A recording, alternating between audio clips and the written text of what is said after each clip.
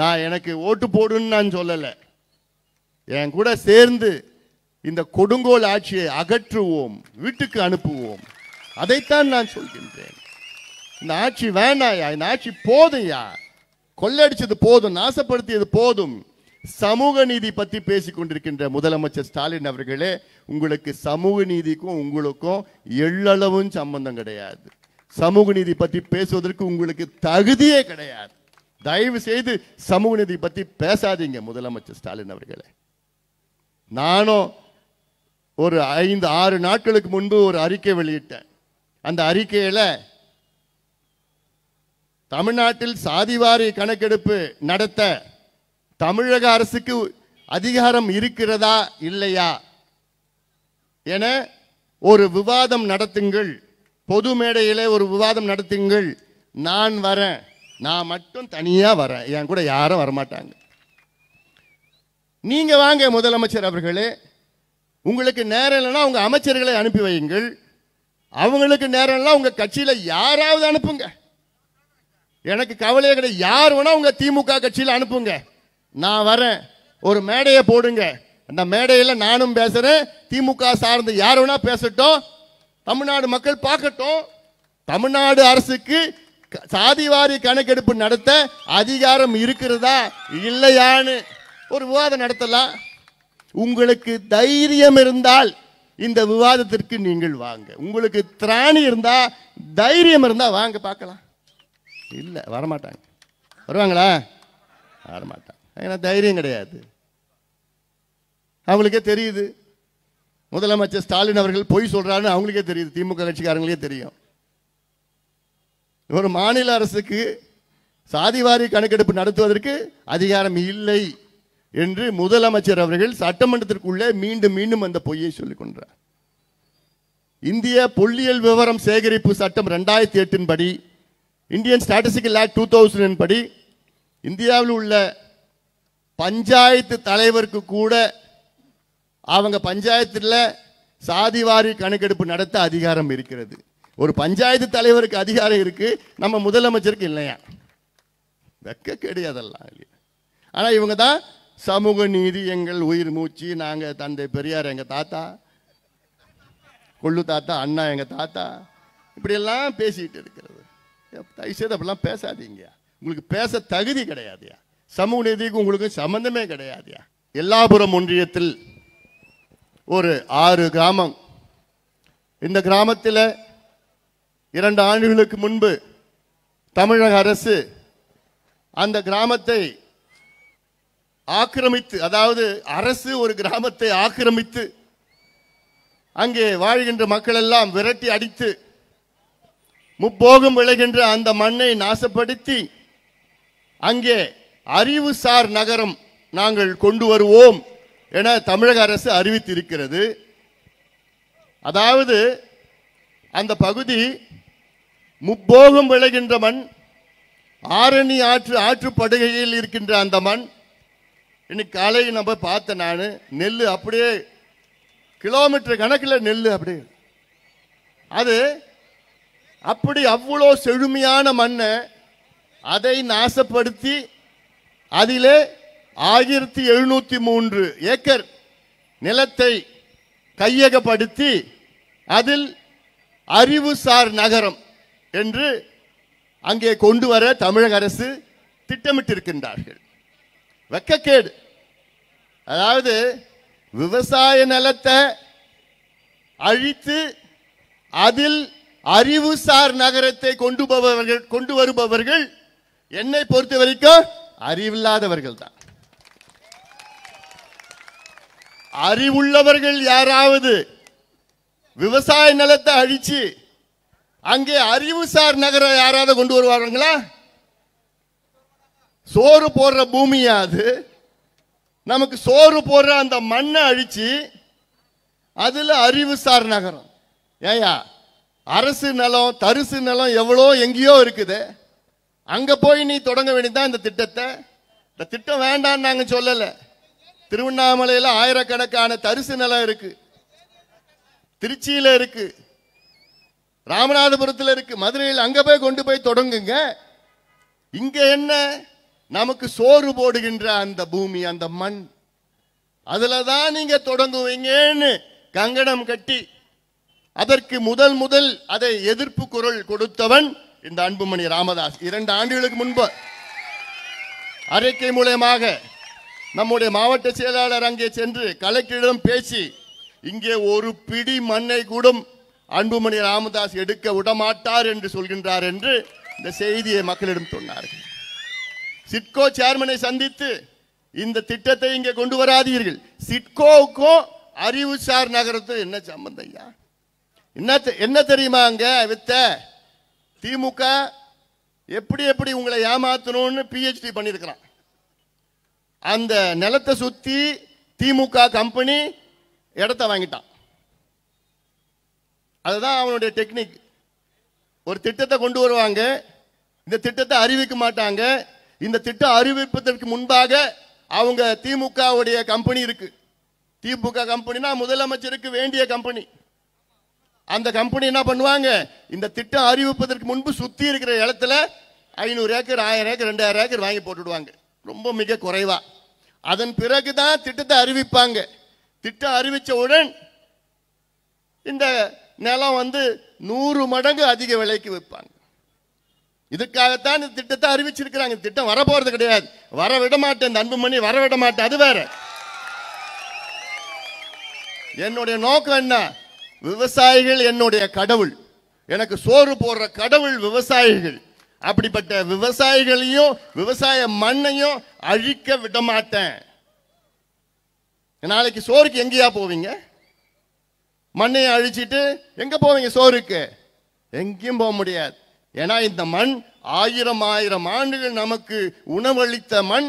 வருகின்ற காலங்களில் 1000 ஆண்டுகள் நம் வருங்கால சந்ததியினருக்கு உணவளிக்க வேண்டும். இடையில நம்ம வந்துட்டு போறோம், அவ்வளவுதான். இடையில நம்ம அனுபவிச்சுட்டு போறோம். இடையில நம்ம அந்த மண்ணை அழிக்கிறதுக்கு நமக்கு யாரும் உரிமை கிடையாது. அதுதான் நம்முடைய உரிமை. மீட்டெடுப்போம், உரிமையை மீட்டெடுப்போம். அதற்காகத்தான் இங்கே நான் வருகை தந்திருக்கின்றேன். 3 வாரத்திற்கு முன்பு ஒரு துயரமான ஒரு சம்பவம் இந்த பகுதியிலே நடைபெற்றது.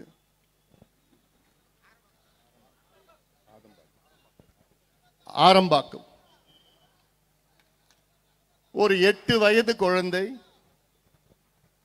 பள்ளிக்கூடம் சென்று திரும்பி அவருடைய பாட்டி வீட்டுக்கு செல்லலாம் என்று நடந்து வந்த நேரத்தில் ஒரு மனித மிருகம் அந்த குழந்தையை அழைத்து சென்று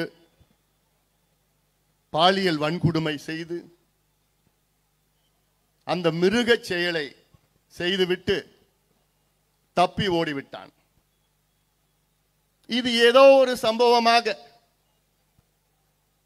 செய்திகளும் வெளிவரவில்லை.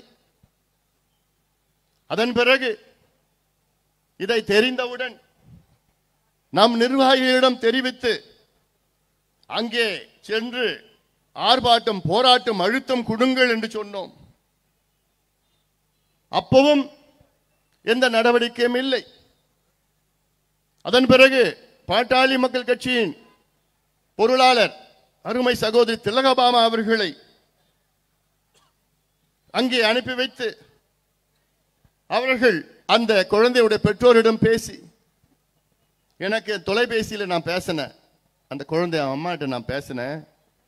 அந்த அம்மா அழுதுகிட்டே கேட்குறாங்க, ஐயா என் குழந்தைக்கு 8 வயசு, என்ன நடந்ததுன்னு தெரியல, ஆனால் எனக்கு ஏம்மா இப்படி நடந்ததுன்னு கேட்டுட்டு இருக்குது.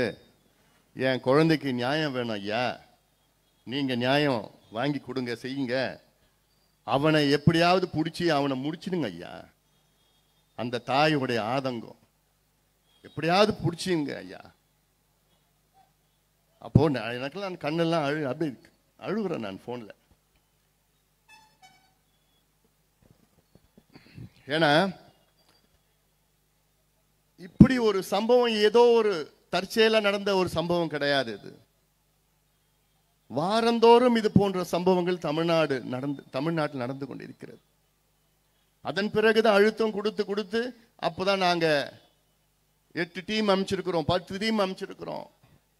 அழுத்தம் கொடுத்த பிறகுதான் காவல்துறையில அங்க யார் என்ன. அதுக்கப்புறம் 20 டீம் அமைச்சிருக்கிறோம். அவன் எங்க பிடிச்சான்னா ஆந்திராவில் சூலூர்பேட்டில் பிடிக்கிறானுங்க. அவன் என்னன்னா திங்கக்கிழமையிலேருந்து வியாழக்கிழமை வரைக்கும் சூலூர்பேட்டையில் அங்கே வேலை செய்கிறானா. வெள்ளி சனி ஞாயிறு 3 நாள் வந்து இங்கே தமிழ்நாடுக்கு வந்துடுவானா. வந்துட்டு குடிச்சிட்டு கஞ்சா அடிச்சுட்டு இது போன்ற சம்பவங்கள் ஈடுபடுவானா. அசாம் வடகிழக்கு பகுதியை சார்ந்தவன். அப்போ தமிழ்நாடுனா இவ்வளோ இலக்காரமா வேலை செய்யறது ஆந்திராவிலையா. இங்க தமிழ்நாட்டுக்கு வந்தா குடிக்கிறதுக்காக கஞ்சா அடிக்கிறதுக்காக போதை பழக்கத்துக்காக தமிழ்நாட்டுக்கு வந்து இது போன்ற சம்பவங்கள் ஈடுபட்டு திரும்பி போயிடுவானா. அப்போ இதுல என்ன நம்ம கத்துக்கிறது, என்ன தெரிஞ்சுக்கிறதுன்னா, முதலமைச்சர் ஸ்டாலின் அவருடைய கையாலாகாத தனம், நிர்வாகம் செய்யாத, நிர்வாக திறமை இல்லாத ஒரு ஆட்சி, சட்டம் ஒழுங்கு தமிழ்நாட்டில் இல்லை. இது ஏதோ ஒரு சம்பவம் கிடையாது. அண்ணா நகர்ல ஒரு 12 வயது குழந்தைய இதே போன்ற சம்பவம், கிருஷ்ணகிரியில ஒரு குழந்தை, பெண் குழந்தை, வேலூர்ல அங்க அதே போன்ற ஒரு சம்பவம் 16 வயசு குழந்தை, பொள்ளாச்சியில ஒரு சம்பவம், திருச்சியில ஒரு சம்பவம். இவ்வளோ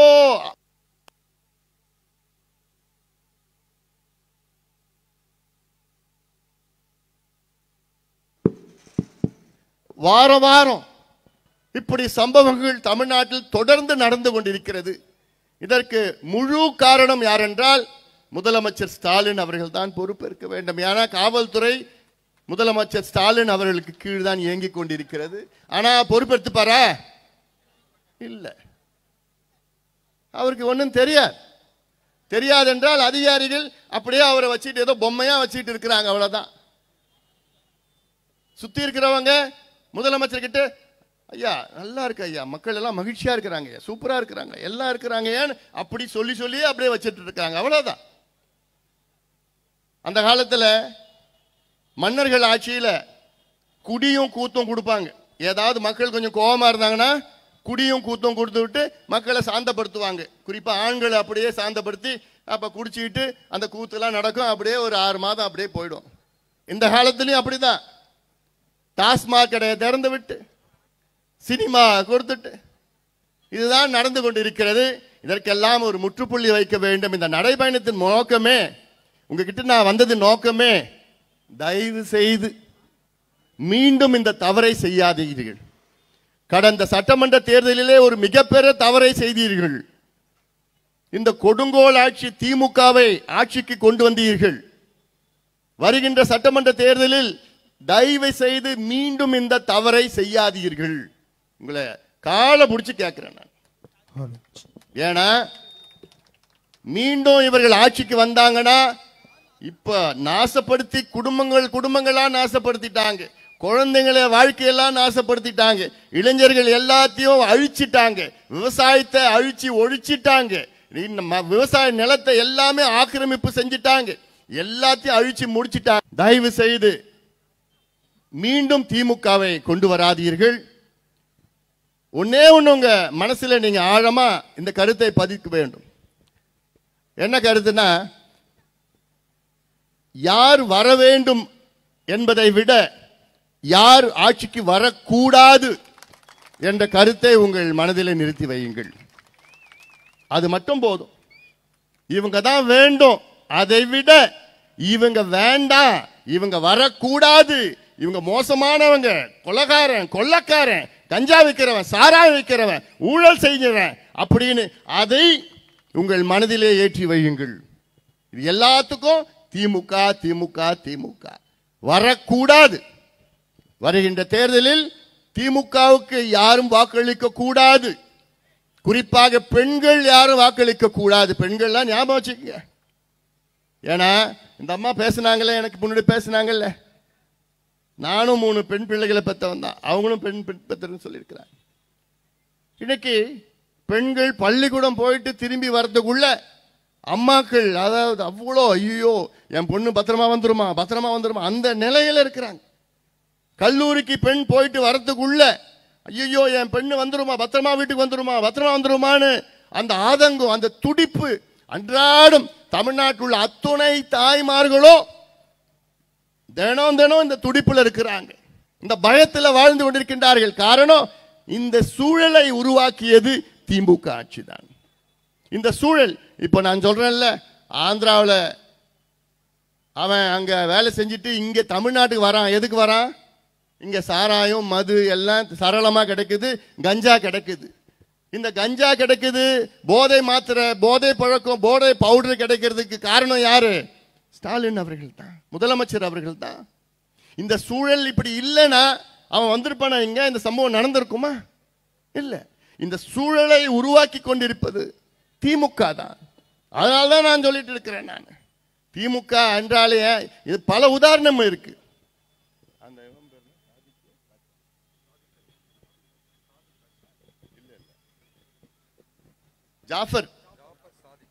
ஜாஃபர் சாதிக் கேள்விப்பட்டிருக்கலாம் அந்த பேரை? ஒரு 6 மாதத்திற்கு முன்பு ஜாஃபர் சாதிக்னு ஒருத்தன் பிடிச்சாங்க போலீஸ்ல. இங்க இல்ல, மத்தியில இருந்து பிடிச்சானுங்க. அவன் பிடிச்சதுக்கு எதுக்கு என்ன பிடிச்சாங்கன்னா, அவன் வந்து போதை மாத்திரை வித்துட்டு இருக்கிறான், போதை பொருட்கள் வித்துட்டு இருக்கிறான். எவ்வளோக்கு வித்தான்னு மேலோட்டமா பார்த்தாங்க, 3000 கோடிக்கு வித்தான். மேலோட்டமா 3000 கோடிக்கு போதை பொருட்களை தமிழ்நாட்டில் வித்து கொண்டிருக்கிறார் ரொம்ப காலமா. இவன் யாருன்னா திமுகவுடைய நிர்வாகி. வீட்டில் பார்த்தா திமுக போட்டோ தான், எல்லாம் எல்லாரும் கூட போட்டோ எடுத்து வச்சிருக்கிறான். திமுக கட்சிக்காரன், திமுகவில் நிர்வாகி, எத்தனையோ சினிமா எடுத்திருக்கிறான். அவன் போதை மாத்திரை போதை பழக்கத்தை போதை பொருட்களை வித்துட்டு இருக்கிற ரொம்ப நாள். இது எல்லாருக்கும் யாருக்கும் தெரியாம இருக்குமா? என்ன எல்லாருக்கும் தெரியுது. அவங்க இப்படிப்பட்டவர்கள் தான் திமுகவில் இருக்கின்றார்கள். அதனால தான் நான் சொல்லிட்டு இருக்கிறேன். அதனால தான் திமுக இவங்க இந்த போன்றவர்கள்லாம் ஒரு, அதாவது காவல்துறைக்கு தெரியாம யாராவது ஒரு கஞ்சா பொருள் விற்க முடியுமா? முடியுமா? முடியாது, முடியாது. அப்போ எங்க பார்த்தாலும் சரளமா வித்துட்டு இருக்கிறாங்கன்னா, அப்போ காவல்துறை துணையோடு தமிழக அரசுடைய துணையோடு தான் வித்துட்டு இருக்கிறாங்க. முதலமைச்சர் நினைச்சாருன்னா ஒரே நாள்ல இதை ஒழிக்கலாம். இப்ப என்கிட்ட அதிகாரம் இருந்ததுன்னா எல்லா மாவட்டத்தினுடைய எஸ்பியை நான் கூப்பிடுவேன், ஒரு மீட்டிங் கூப்பிடுவேன். எஸ்பி கிட்ட சொல்லிட்டு, நாளைக்கு உங்க எல்லையில யாராவது ஒரு கஞ்சா பொட்டலம் எல்லா போதை மாத்திரை யாராவது வித்தாங்கன்னா நீங்க சஸ்பெண்ட் பண்ணுவேன், உங்களை சஸ்பெண்ட் பண்ணிடுவேன்னு சொல்லிடுவேன் நான். அடுத்தது எஸ்பி என்ன பண்ணுவாரு? அன்னைக்கே வீட்டுக்கு போவாரு, ஆபீஸ்ல எல்லா டிஎஸ்பியும் கூப்பிடுவாரு. கூப்பிட்டு வச்சு, இங்க பாரியா சிஎம் சொல்லிட்டாரியா, எங்கேயாவது உங்க எல்லையில ஏதாவது ஒண்ணு இருந்ததுன்னா உன்னை நான் சஸ்பெண்ட் பண்ணிடுவேன். எஸ்பி சொல்லுவார். யார்கிட்ட? டிஎஸ்பி கிட்ட சொல்லுவார். டிஎஸ்பி அடுத்தது கீழே போய் அவர் மீட்டிங் வச்சுக்கிட்டு அங்க இருக்கிற இன்ஸ்பெக்டர் கூப்பிட்டு வச்சுக்கிட்டு சொல்லுவார், யோ எஸ்பி சொல்லிட்டாரியா, சிஎம் சொல்லிட்டாரியா, வேணாம் ஐயா, எங்கேயாவது மாட்டினீங்க என் வேலை போயிடும், அதனால பார்த்துக்கிங்க, விற்காம பார்த்துக்குங்க. இன்ஸ்பெக்டர் ஒரு மீட்டிங் போட்டு எஸ்ஐ கிட்ட சொல்லுவார். எஸ்ஐ சொல்லி கீழே இருக்கிற கான்ஸ்டபிள் வீட்டெல்லாம் போயிட்டு, இதுதான் சாதாரண வேலையா? அதெல்லாம் இதுக்கு தைரியம் வேணும், தில்லு வேணும், இதுக்கெல்லாம் இதெல்லாம் செய்யறதுக்கு. நீங்க கிட்ட கொடுங்கயா, ஒரு 6 மாதம் கொடுத்து பாருங்களேன், தமிழ்நாட்டை தலைகீழா மாத்துவாங்களால. இதெல்லாம் சாதாரண விஷயம். ஏன்னா இப்ப என்ன நடக்குது தெரியுமா? எங்கேயாவது கஞ்சா விற்கிறவங்கள போலீஸ் பிடிச்சாங்கன்னா உடனே, சார் நான் திமுக மாவட்ட செயலாளர் பேசுறேன் சார், திமுக நான் ஒன்றிய செயலாளர் பேசுறேன் சார், பகுதி செயலாளர் பேசுறேன் சார், அவன் நம்மால் சார், விட்டுடுங்க சார். அதான் நடக்குது. அவ்வளவுதான். போலீஸ் என்ன பண்ணுவாங்க பாவம், அவங்க வேலை போயிடும். சரிங்க சார், அவ்வளவுதான். அதனாலதான் இங்க சரளமா வித்துட்டு இருக்கிறானுங்க. தெரு தெருவா வீதி வீதியா பள்ளிக்கூடம் கல்லூரி வாசல்ல எல்லாம் காக்கேன் ஹெராயின் கஞ்சா என்னென்ன பொருட்கள் அமெரிக்காவில் இருக்குதோ எல்லாத்தையும் வித்துட்டு இருக்கிறாங்க. இங்க இதையெல்லாம் மாற்றி அமைக்க வேண்டும். இளைஞர்களுடைய வாழ்க்கையை மீட்டெடுக்க வேண்டும். அதற்கு ஒரே வழி, இந்த திமுக மீண்டும் ஆட்சிக்கு தமிழ்நாட்டில் வரவே கூடாது. இப்ப வீட்டுக்கு அனுப்புங்க, அப்ப நிரந்தரமா அனுப்பிச்சு விட்டுருங்க, முடிச்சிடலாம், அவ்வளவுதாங்க. இந்த கும்மிடிப்பூண்டி சுத்தி இருக்கிற தொழிற்சாலைகள் இருக்குங்க. ஆனாலும் இவ்வளோ தொழிற்சாலைகள் இருந்தோம் இங்க இருக்கின்ற இளைஞர்களுக்கு வேலை கிடைச்சதா? கொடுக்குறாங்களா? இல்ல. ஆனா இங்க பக்கத்துல ஸ்ரீ சிட்டின்னு ஒன்று இருக்கு. அவ்வளோ அழகா இருக்குது. அந்த பகுதியில் போய் பார்த்தா இருக்கிற தொழிற்சாலையில் அங்க கொண்டு போயிட்டு இருக்கிறாங்க. அங்க அவ்வளோ சலுகைகள் கொடுத்துருக்காங்க. ஆந்திரா பார்டர்ல இருக்கு, எல்லையில் இருக்குது. அங்க என்ன சட்டம் தெரியுமா? ஆந்திராவில் ஆந்திரா அரசு ஒரு சட்டம் கொண்டு வந்திருக்கிறாங்க. என்ன சட்டம்? ஆந்திராவில் உள்ள தொழிற்சாலைகளில் 75% வேலை வாய்ப்பு அங்கே இருக்கின்ற உள்ளூர் இளைஞர்களுக்கு தான் கொடுக்க வேண்டும் என்று ஆந்திராவிலே ஒரு சட்டம் இருக்கிறது. ஆந்திரானா இங்க இருந்து என்ன ஒரு 20-30 கிலோமீட்டர், 20 கிலோமீட்டர் தாண்டி சட்டம் இருக்கு. ஆனால் இங்கே இந்த சட்டத்தை கொண்டு வர துப்பில்லாத திமுக, துப்பில்லாத திமுக, திராணி இல்லாத திமுக. தேர்தலுக்கு முன்பு அத்தனை வாக்குறுதிகள் கொடுத்தீங்கல்ல. நாங்கள் ஆட்சிக்கு வந்தவுடன் தமிழ்நாட்டிலே இருக்கின்ற தொழிற்சாலைகளில், தனியார் தொழிற்சாலைகளில் 75 விழுக்காடு வேலை வாய்ப்பு உள்ளூர் இளைஞர்களுக்கு கொண்டு வருவோம் என்று சட்டத்தை கொண்டு வருவோம் என்று சொன்னீர்களே. 4.5 ஆண்டுகள், இன்னும் இருக்கிறது 4 மாசம் தான். அவ்வளவுதான், முடிஞ்சு போச்சு. அதுக்கப்புறம் திமுக இப்படி இதையெல்லாம் சிந்தித்து பாருங்கள். அதைவிட மோசம் இந்த கும்மிடிப்பூண்டி பகுதி சிப்காட் இருக்கு. இந்த சிப்காட்னாலே நம்ம நினைச்சிட்டு இருக்கிறோம், ஓஹோ ஃபேக்டரிடா, தொழிற்சாலைகள், வேலை வாய்ப்புடா, வருமானம், அரசுக்கு வருமானம், வருவாய், வளர்ச்சி, ஒரு மாநில அரசினுடைய வளர்ச்சி, இப்படிலாம் வெளியிருந்து பார்த்தா. ஆனா உள்ளுக்குள்ள பார்த்தா தான் தெரியுது எவ்வளவு அழுகி போயிருக்கிறது. கும்மிடிப்பூண்டி உள்ள போனாலே மூக்க பிடிச்சிட்டு தான் போனோம். அந்த சிப்காட் உள்ள போனாலே மூக்க பிடிச்சிட்டு தான் போனோம். அந்த ஒவ்வொரு சாக்கடையிலும் இருக்க வர கழிவு சாதாரண கழிவு கிடையாதுயா, சாதாரண கழிவு. இந்த படத்தை நம்முடைய பிரகாஷ் ஒரு படம் எடுத்திருக்கிறாப்புல, கொஞ்ச நேரத்தில் பேசி முடிச்சோடனே போடுவாங்க, இந்த ஸ்கிரீன்ல போட்டு பார்த்துட்டு போங்க.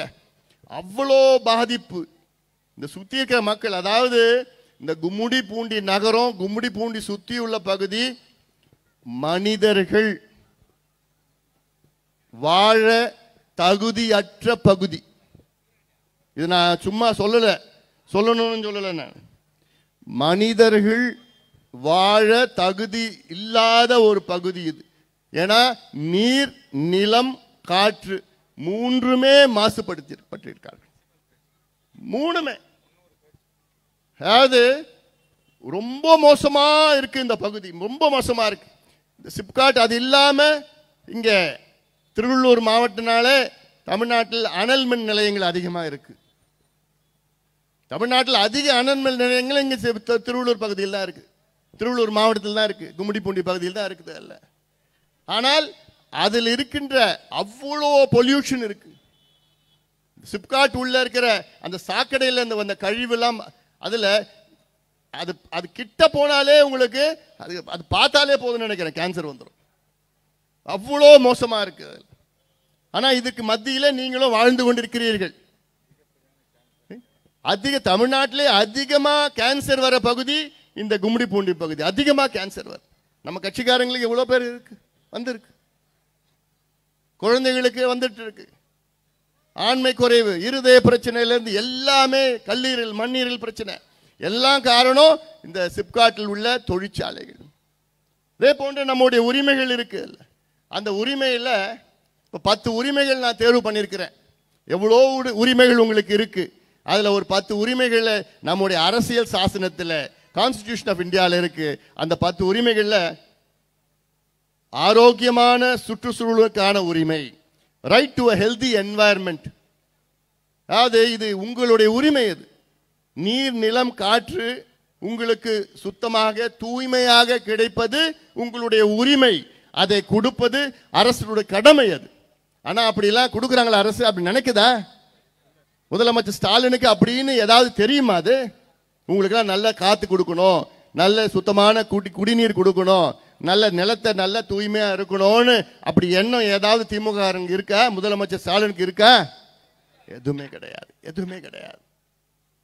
ஆனாலும் தேர்தல் நேரம் இப்ப வருவாங்க, டிராமா நடிப்பாங்க, காசு கொடுப்பாங்க, ஒரு டிராமா கோஷி வந்து இறங்கும், இப்படியெல்லாம் நடிச்சு கிடிச்சு போட்டுட்டு ஏமாத்திட்டு போவாங்க. ஆனால் நிச்சயமாக நீங்கள் ஏமாறக்கூடாது. இந்த முறை தயவு செய்து ஏமாறாதீர்கள்.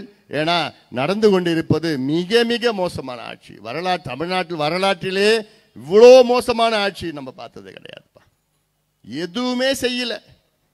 ஆனா கடன் மேல கடன் வாங்கிட்டு இருக்கிறாங்க தமிழக அரசு. திமுக ஆட்சிக்கு வருவதற்கு முன்பு தமிழ்நாட்டினுடைய நேரடி கடன் 4,54,000 கோடி நேரடி கடன்.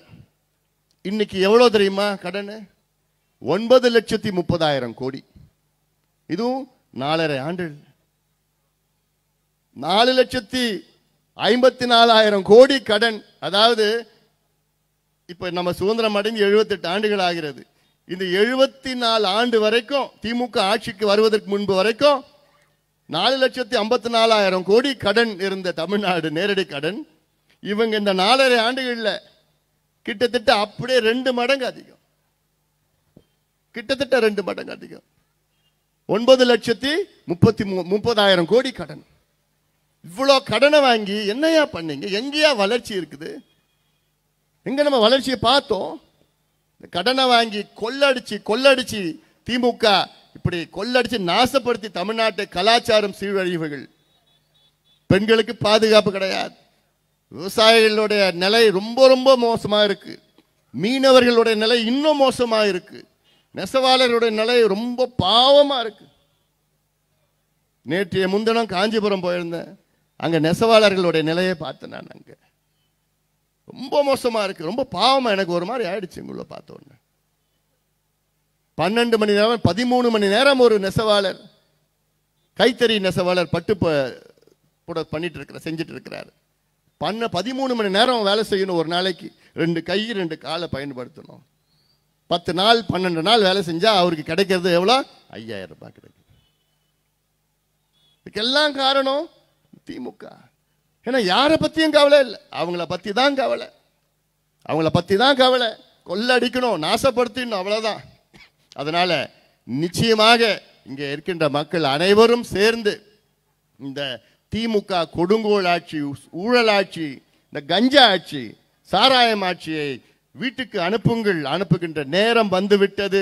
அதற்கு நீங்கள் எல்லோரும் ஒற்றுமையாக இருங்கள். இங்க நான் மீண்டும் சொல்றேன், இங்க நான் ஓட்டு கேட்க வரல. இங்க நான் உங்களுக்கு ஓட்டு கேட்க வரல. யாரு வரக்கூடாதுன்னு நான் சொல்ல வந்திருக்கிறேன். யாரு மீண்டும் ஆட்சிக்கு வரக்கூடாது, யாரு தமிழ்நாட்டை ஆட்சி செய்யக்கூடாது, அதை சொல்லத்தான் இங்கே நான் வருகை தந்திருக்கின்றேன். காரணம், இவர்கள் என்ன கூட தெரியாது, இவர்கள் உங்களுடைய உரிமைகள் என்னன்னு கூட தெரியாது. அந்த உரிமைகளை நாம் மீட்டெடுப்போம். சமூக நீதிக்கான உரிமை நமக்கு இருக்கிறது. வன்முறையில்லா வாழ்வுக்கான மகளிர் உரிமை. மகளிருக்கு எவ்வளோ உரிமைகள் இருக்கு. அவங்க வீட்டுக்குள்ளேயும் வெளியிலையும் சரி வன்முறை இல்லாத ஒரு சூழல் உருவாக்கணும். வேலைக்கான உரிமை. இப்போ ஒரு தம்பி பேசலாம் பார், வேலை படிச்சிருக்கிறேன், எனக்கு வேலை கிடைக்கல. இதே தான் தமிழ்நாட்டில் கோடிக்கணக்கான இளைஞர்களுக்கு வேலை இல்லாமல் இருக்கிறாங்க. எல்லாம் படிச்சுட்டு இருக்கிறாங்க, எல்லாமே படிச்சிருக்கிறாங்க, ஆனா வேலை இல்லை. அப்ப வேலை இல்லாம என்ன பண்ணுவான்? பசங்கள்லாம் கூட்டின்னு போயிட்டு வாடா குடிக்கலாம், தண்ணி அடிக்கலாம், கஞ்சா அடிக்கலாம், மாத்திரை போடலாம். இதுதான் காரணம். ஆனால் ஆட்சிக்கு வருவதற்கு முன்பு திமுக, நாங்கள் ஆட்சிக்கு வந்தால் 5.5 லட்சம் அரசு வேலைகள் புதிதாக உருவாக்குவோம். 5.5 லட்சம் கிழிச்சாங்க. எவ்வளவு வேலை திரும்ப கொடுத்தாங்க? 44,000 பேருக்கு. அந்த 44,000ல கிட்டத்தட்ட 15,000 வந்து டெம்பரரி, 23,000 தான் பெர்மனன்ட். இப்படி எல்லாம் 541 வாக்குறுதிகள் கொடுத்த திமுக ஆட்சிக்கு வந்தாங்க. தெரு தெருவா வந்து பிரச்சாரம் பண்ணாங்க. என்ன வாக்குறுதி கொடுத்தாங்க? நாங்க ஆட்சிக்கு வந்தவுடன் மாதம் மாதம் உங்களுக்கு மின் கணக்கெடுப்பு நடத்துவோம், மாதம் மாதம் உங்க கரண்ட் பில்ல மாதம் கணக்கெடுப்பு நடத்தி உங்களுக்கு கொடுப்போம். அப்படி மாதம் உங்க கரண்ட் பில் நடத்தினாங்கன்னா உங்களுடைய கரண்ட் பில் கிட்டத்தட்ட 30% 60% வரைக்கும் குறையும். மாதம் எடுத்தாங்களா? ஒண்ணு ஏமாத்திட்டாங்க. நாங்கள் ஆட்சிக்கு வந்த ஆனா என்ன பண்ணிட்டாங்க, இந்த 4 காலத்தில் 4 முறை மின் கட்டணத்தை உயர்த்திருக்கின்றார்கள். 4 முறை. சமீபத்தில் ஜூலை 1ஆம் தேதியிலிருந்து 4வது முறை உயர்த்திருக்கின்றார்கள் மின் கட்டணத்தை, கரண்ட் பில்ல. நாங்கள் ஆட்சிக்கு வந்தவுடன் நீட் தேர்வை உடனடியாக ரத்து பண்ணுவோம். பண்ணிட்டாங்களா? கிழிச்சாங்க. நாங்கள் ஆட்சிக்கு வந்தவுடன் அரசு ஊழியர்களுக்கும் ஆசிரியர்களுக்கும் பழைய ஓய்வூதியத்தை நாங்கள் கொடுப்போம். கொடுத்தாங்களா? பட்ட நாமம் போட்டாங்க. கொடுக்க போறது கிடையாது. ஆனா போன தேர்தலில் இதே அரசு ஊழியர்களும் ஆசிரியர்களும் ஒட்டுமொத்தமா ஒன்னா சேர்ந்து திமுகவை ஆட்சிக்கு வர வச்சாங்க. தெருவா பிரச்சாரம் பண்ணாங்க, ஜாக்டோ ஜியோ. இன்னைக்கு இதே ஜாக்டோ ஜியோ தெருவில் நின்றுட்டு போராடிட்டு இருக்கிறாங்க, தினமும் போராடிட்டு இருக்கிறாங்க. சிந்தித்து பாருங்கள். இது போன்ற ஒரு ஆட்சி நம்ம இது வரைக்கும் வரலாற்றில் பார்த்தது கிடையாது. என்ன நடக்குதுன்னே தெரியல. முதலமைச்சர் சுத்தி 4 வியாபாரிகள் இருக்கிறாங்க. அமைச்சர்கள் நான் சொல்ல மாட்டேன், வியாபாரிகள். அவங்க வியாபாரம் பண்ணிட்டு இருக்கிறாங்க. எங்கேயாவது நிலம் இருந்ததுன்னா அங்கே பிடிச்சி நிலத்தை வாங்கி போடு, சாராயம் வித்துக்கிட்டு கஞ்சா. இப்படி இவ்வளோ மோசமான ஒரு ஆட்சி இங்க. இப்படியெல்லாம் எத்தனையோ பொய் வாக்குறுதிகளை கொடுத்து ஆட்சிக்கு வந்த திமுகவை வீட்டுக்கு அனுப்புகின்ற நேரம் வந்துவிட்டது. கும்மிடிப்பூண்டி பகுதிகளை வாழ்கின்ற அனைத்து தரப்பு மக்களும் ஒன்று சேருங்கள். மீண்டும் நான் சொல்கின்றேன், இங்கே கட்சியோ ஜாதி மதம் இனம் மொழி எதையும் பார்க்காதீங்க. உங்களுடைய எதிர்காலத்தை பாருங்கள், உங்களுடைய வளர்ச்சியை பாருங்கள், உங்களுடைய பிள்ளைகள் பேர பிள்ளைகளுடைய எதிர்காலத்தை பாருங்கள், பெண்களுடைய பாதுகாப்பை பாருங்கள், விவசாயிகளுடைய முன்னேற்றத்தை பாருங்கள், இளைஞர்களை நல்ல அவங்களுடைய எதிர்காலத்தை நீங்கள் சிந்தியுங்கள். சிறு வியாபாரிகள்லாம் இங்க வியாபாரம் பண்ண முடியல. சமீபத்தில் தமிழக அரசு ஒரு அரசாணை வெளியிட்டாங்க. அந்த அரசாணையில கிராமத்தில் ஆயா இட்லி கடை போட்டா அதுக்கு உரிமம் லைசன்ஸ் வாங்கணுமா? எதுக்கு? ஆயாவுடைய இட்லி கடை. அடப்படுவாங்களா? ஏயா அந்த ஆயாவே அனாதையா இருக்கிற காரணத்தால் தான், யாருமே ஆதரவு இல்லாத காரணத்தால் தான், ஏதோ அது பொழப்புக்காக, அது ஏதோ தெரிஞ்ச விஷயம் என்ன இட்லி சுட தெரியும், அது இட்லியை சுட்டு ஏதோ ரோட்ல இருக்கிற இடத்துல அதுக்கு கடை வச்சுக்கிட்டு இருக்கு. அதுக்கு லைசன்ஸ் வாங்கணும்னா உங்ககிட்ட லைசன்ஸ் வாங்க முடியுமே ஐயா? ஆயா எப்படியா உங்ககிட்ட லைசன்ஸ் வாங்கும்? அதுவும் லைசன்ஸ் கொடுக்குற நிலையிலையா நீங்க இருக்கிறீங்க?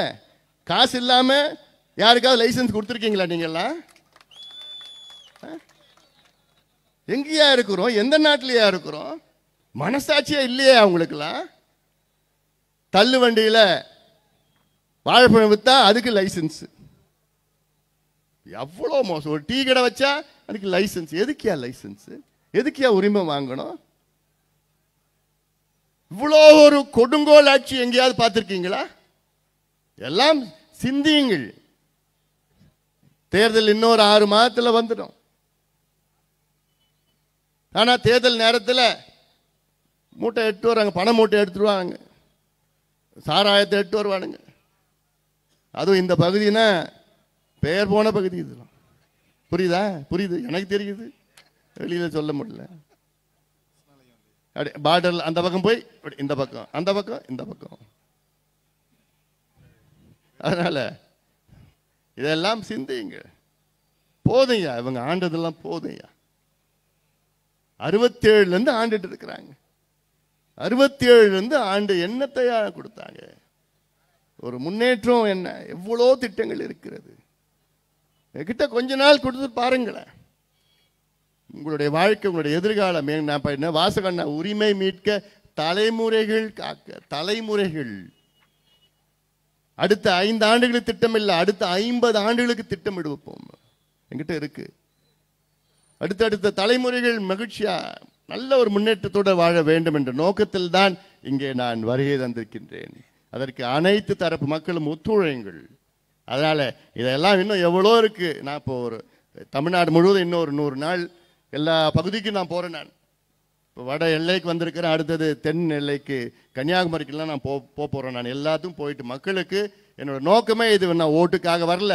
இந்த ஆட்சி மீண்டும் வரக்கூடாது, திமுக மீண்டும் ஆட்சிக்கு வரக்கூடாது அந்த ஒரே எண்ணத்தில் தான் இந்த நடைபயணத்தை நான் மேற்கொண்டிருக்கின்றேன். அது மட்டும் இல்லை, உங்களுக்கு என்னென்ன உரிமைகள், இப்போ இவ்வளோ உரிமைகள் உங்களுக்கு இருக்கு, இவ்வளோ உரிமைகள் இருக்கு. விவசாயம் மற்றும் உணவுக்கான உரிமை, வளர்ச்சிக்கான உரிமை, அடிப்படை சேவைக்கான உரிமை, கல்வி நலவாழ்வுக்கான உரிமை, மது போதை பொருட்களால் பாதிக்கப்படாமல் இருக்கும் உரிமை, நீடித்திருக்கும் நகர்ப்புற வளர்ச்சிக்கான உரிமை, ஆரோக்கியமான சுற்றுச்சூழலுக்கான உரிமை, வேலைக்கான உரிமை, இவ்வளோ உரிமைகள் உங்களுக்கு இருக்கு.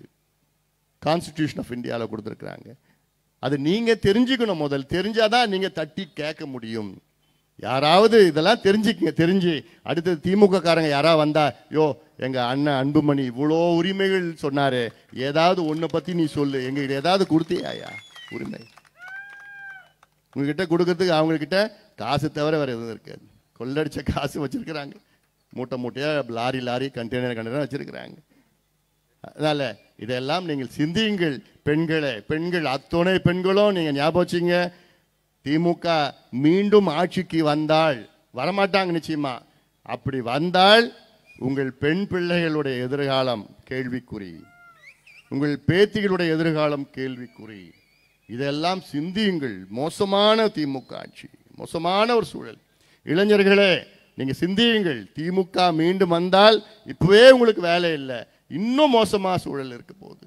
விவசாயிகள் ஒரே ஒரு விவசாயிகளும் திமுகவுக்கு வாக்களிக்க மாட்டாங்க, அவ்வளோ கோபத்தில் இருக்கிறாங்க. மீனவர்கள் ஒரே ஒரு மீனவர் சமுதாயத்தை சார்ந்து கூட வேலை ஓட்டு போட மாட்டாங்க. நெசவாளர்கள் நிச்சயமா வாக்களிக்க மாட்டார்கள். அத்துணை தரப்பு மக்கள், அனைத்து தரப்பு மக்களும் இன்னைக்கு கொந்தளிப்பாக இருக்கின்றார்கள் திமுக மீது. அதனால்தான் நான் சொல்றேன், தயவு செய்து இந்த திமுகவை மீண்டும் கொண்டு வராதீர்கள். நம்முடைய உரிமைகளை நாம் மீட்டெடுக்க இந்த பயணத்தை நான் மேற்கொண்டிருக்கின்றேன். நீங்கள் எல்லோரும் ஆதரவளியுங்கள். கட்சி, ஜாதி, மதம், இனம் எல்லாத்தையும் கடந்து நாம் எல்லோரும் தமிழர்களாக, தமிழ்நாட்டை சார்ந்தவர்களாக, தமிழகத்தில் வாழ்கின்ற மக்களாக நாம் எல்லோரும் ஒன்றாக இணைந்து நாம் உரிமைகளை மீட்டெடுப்போம். இந்த நிகழ்ச்சியை மிக சிறப்பாக நடத்தி கொண்டிருக்கின்ற பிரகாஷ் உள்ளிட்ட அனைத்து நிர்வாகிகள், மேடையில் உள்ள அனைத்து நிர்வாகிகளுக்கும் என்னுடைய நண்பர் நெஞ்சாண்ட வாழ்த்துக்கள், பாராட்டுக்களை தெரிவித்து நன்றியோடு விடைபெறுகின்றேன். யார் நன்றி யார் சொல்றேன்?